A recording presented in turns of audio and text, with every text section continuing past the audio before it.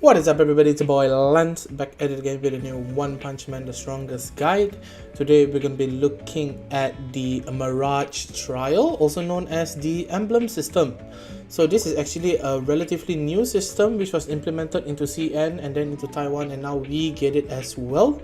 You're going to see some of the annoying parts of this system as well as some of the very rewarding sections.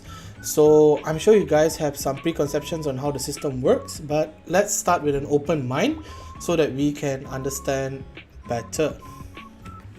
So let's just jump right into it. I'm not even going to mess around. Is it free to play friendly? The sad truth is that it sadly isn't. Of course, with most parts of these aspects, it's quite hard for free to play players to actually maneuver through the system. However, it's not hard to the point where you will struggle if you have optimized accounts.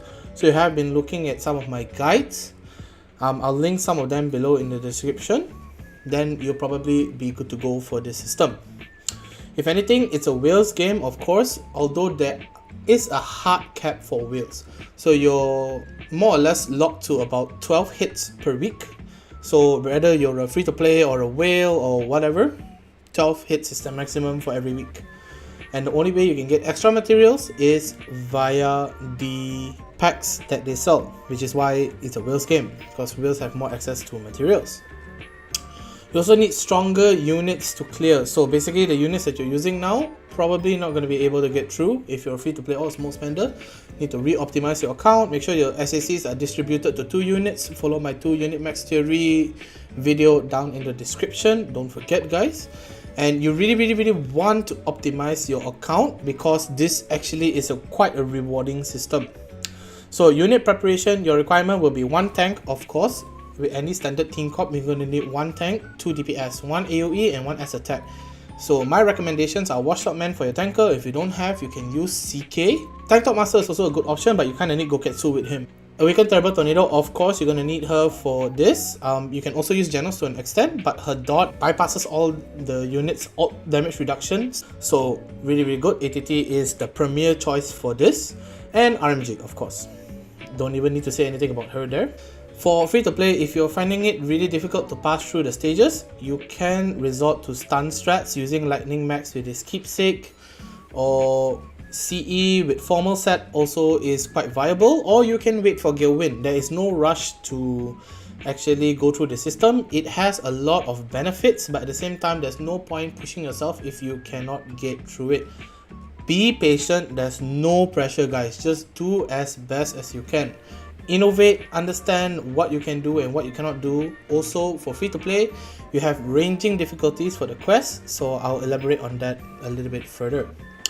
So as you can see with the graphic on the screen, you have purple quests, you have blue quests and you have orange quests.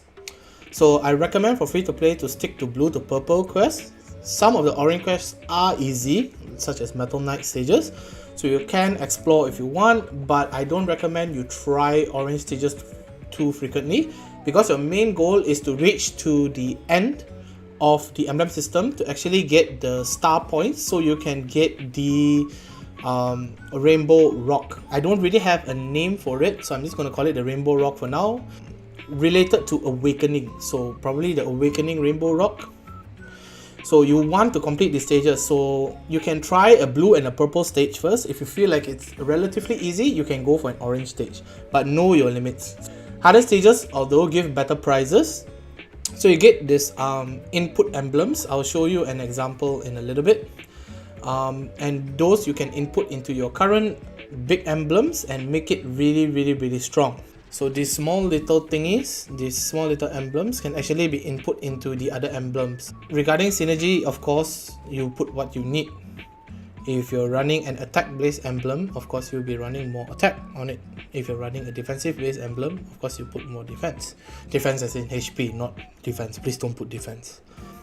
So you can hit a total of 4 free hits per 3 days, and you can get an extra 2 hits via diamonds. The hits refresh on Monday and Thursday every week, so you guys want a diamond guide, drop a piece down in the chat. Passing a certain stage will unlock a secret shop which you can purchase certain stuff. And the emblems are divided into two series, which is the major emblems. So this one you would know, you'll be very familiar with. So you have the sword, the shield, the force field, as well as the golden heart. We will probably be released with the sword and the shield only. I'm not too sure. But then in the future we will get what my informant calls force field, but I refer it more to a void, and then golden heart. So we'll have a look at what to expect when the emblem system comes out. So this is an example of the secret shop. So you can get a price for 2.5k diamonds, or you can spend 600 RMB for the other one. So personally speaking, I wouldn't recommend you to buy the diamonds one because it's not too worth it. But if you have excess diamonds and you want to buy it, you can opt for that. The money pack is worth it in a sense where you get the extra materials, you get 2 gold chests, so really good, and 30 pool tickets. But it's way too expensive. I wouldn't recommend small mid spenders to get it. Only the whales of whales. So day 1 you will get your sword and shield emblem, and there will be a level 0, and you need this blue as well as the rainbow shards, if I'm not mistaken, to evolve it. So you have a total of 4 evolution stages, and you start from 0, so technically 5. So I will explain that in the next section. Gold, blue, purple emblems are farmable, although the drop rates are pretty bad, so you kind of want to gacha them over farming them, but who knows, maybe you have good RNG. And as I said, the blue and rainbow stones are used for evolution. The packs will be sold for diamonds and cash, as you can see with the image. The batch packs are worth for free to play. As I said, if you have extra diamonds, it's okay, you can get it, but wouldn't necessarily recommend it, to be honest. And you have the shop/supply depot. So these are, just to clarify again, these are 2 different stages. This is the basic stage and then the awakening stage. They're 2 separate stages. So just for clarification. Shop, you have the supply depot. So this is where you gacha your Star Ascension card tickets as well as your research tickets. So you can redeem certain stuff here. Personally speaking, I would usually recommend to redeem 1 or 2 things. It's more of a what you need basis. So there's no right or wrong answer, but as you can see, the redemption tokens are not exactly easy to get. Do be patient with it. It's going to be a while until you're able to redeem something of use. I wouldn't recommend you to redeem the smaller stuff. They're there just to be fillers, but if you need it and if you can put it to good use, why not get it? But I would recommend, based on what I'm seeing here, I would recommend for free-to-play players to actually go for the gold plate, because I heard that they are really hard to get, and the awakening stone, if you can ever reach that point, because it's not so easy to get. So let's just jump right into the shield emblem. So the shield emblem, basically defensive style, as you can tell. So the first level effects is it grants unyield shield to 1 random unit. So this unit will basically unyield for 1 round, and it's a random unit. It will be in the front row only, so one of your front 3 units, and it can trigger 2 times a match. Simple, isn't it? Level 2 grants 20% tenacity for front row. Very simple, straightforward, and all these effects stack, by the way. So level 3 grants unused shield to all units for 2 times. On top of that, it also grants 20% tenacity for the front row.